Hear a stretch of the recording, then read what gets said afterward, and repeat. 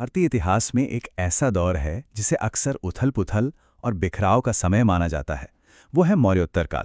पर क्या ये कहानी सिर्फ अराजकता की है या फिर इस उथल-पुथल में कुछ नया भी बन रहा था?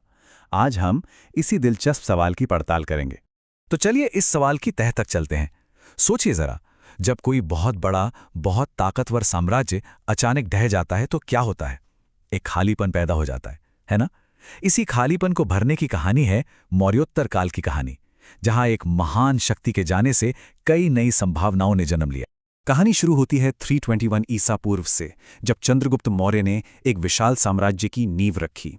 अशोक के समय में यह साम्राज्य अपने चरम पर था, मतलब पूरे उपमहाद्वीप में उसका दबदबा था। लेकिन फिर 185 ईसा पूर्व आते आते यह महान साम्राज्य ताश के पत्तों की तरह बिखर गया, और इस पतन ने भारत के इतिहास को एक बिल्कुल नए मोड़ पर लाकर खड़ा कर दिया। तो अब कहानी के पहले हिस्से में चलते हैं। मौर्य साम्राज्य तो खत्म हो गया, पर उसके बाद क्या हुआ? जब एक बड़ी शक्ति का अंत होता है तो उस खाली जगह को भरने के लिए नई ताकतें सिर उठाती हैं। आइए देखते हैं कि वो कौन थीं। 150 ईसा पूर्व के बाद भारत का नक्शा मानो पूरी तरह बदल गया था। एक केंद्रीकृत शासन की जगह अब छोटे-छोटे राज्यों और स्थानीय राजाओं ने ले ली थी। हर कोई अपना दबदबा बनाने की होड़ में था, जिससे पूरे उपमहाद्वीप में एक तरह की राजनीतिक अस्थिरता का माहौल था। तो सवाल ये उठता है कि इस बिखरे हुए मैदान में कौन-कौन से नए खिलाड़ी उतरे? मौर्यों की छोड़ी हुई इस विरासत पर दावा करने के लिए कई ताकतें आगे आई। चलिए इस दौर के कुछ बड़े नामों से मिलते हैं। देखिए, भारत के अलग अलग हिस्सों में 3 बड़ी शक्तियां उभरी, और तीनों की अपनी अपनी पहचान थी। मगध में शुंग वंश ने मौर्यों की जगह ली और वैदिक परंपराओं को बढ़ावा दिया। उत्तर पश्चिम में कुषाणों ने सिल्क रूट जैसे अहम व्यापारिक रास्तों पर कब्जा किया और कला को खूब संरक्षण दिया। और वहीं दक्षिण में सातवाहनों ने दक्कन के पठार पर स्थिरता और शांति कायम की। लेकिन बात सिर्फ राज करने की नहीं थी।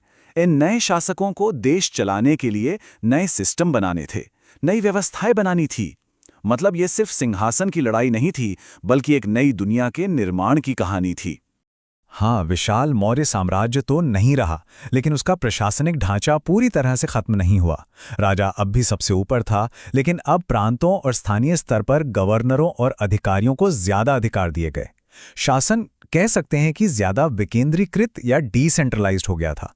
अब कोई भी सरकार चलती कैसे है? पैसे से, और पैसा आता है टैक्स से। इन नए राज्यों ने एक बहुत ही मजबूत टैक्स सिस्टम बनाया था। खेती की उपज से लेकर व्यापार तक, और जंगलों से लेकर खदानों तक, हर चीज पर टैक्स लगाकर उन्होंने अपनी अर्थव्यवस्था को मजबूत बनाए रखा।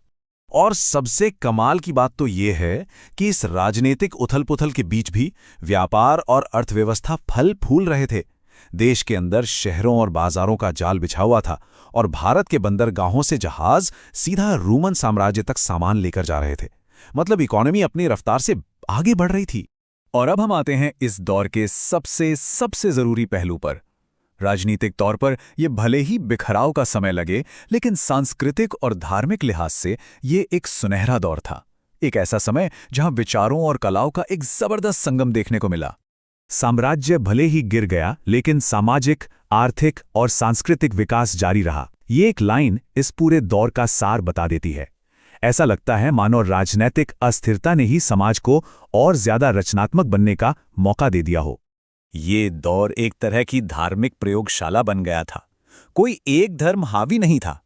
कुषाणों के राज में बौद्ध धर्म खूब फला फूला, तो शुंगों ने वैदिक परंपराओं को फिर से जिंदा किया, और साथ ही जैन धर्म भी लगातार फैल रहा था। ये वाकई में अलग अलग आस्थाओं के एक साथ रहने और बढ़ने का समय था। और ये जो सांस्कृतिक ऊर्जा थी, वो हमें सबसे ज्यादा कहाँ देखने को मिलती है? पत्थरों में, इमारतों में। इस दौर में बड़े बड़े स्तूप, मंदिर और मठ बनाए गए, जो आज भी उस जमाने की कहानी सुनाते हैं।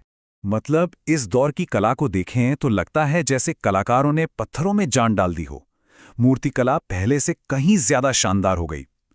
भरहूत और सांची जैसे विशाल स्तूप बने, और गुफाओं के अंदर की गई चित्रकारी ने तो कला को नई ऊंचाइयों पर पहुंचा दिया। ये सचमुच भारतीय कला के लिए एक रचनात्मक विस्फोट का समय था। तो आखिर में सवाल यह है कि इस दौर की विरासत क्या है? क्यों ये बीच का समय भारतीय इतिहास की नींव के लिए इतना जरूरी साबित हुआ? देखिए, ये कोई छोटा मोटा वक्त नहीं था। हम बात कर रहे हैं लगभग 500 सालों की। और इन 5 सदियों ने सिर्फ भारत को सांस्कृतिक रूप से अमीर नहीं बनाया, बल्कि इन्होंने वो जमीन तैयार की जिस पर आगे चलकर गुप्त साम्राज्य जैसा एक और महान साम्राज्य खड़ा हुआ। ये एक नींव का पत्थर था।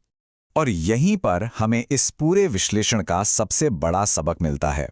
वो ये कि किसी भी सभ्यता की कामयाबी का पैमाना सिर्फ राजनीतिक एकता नहीं हो सकती।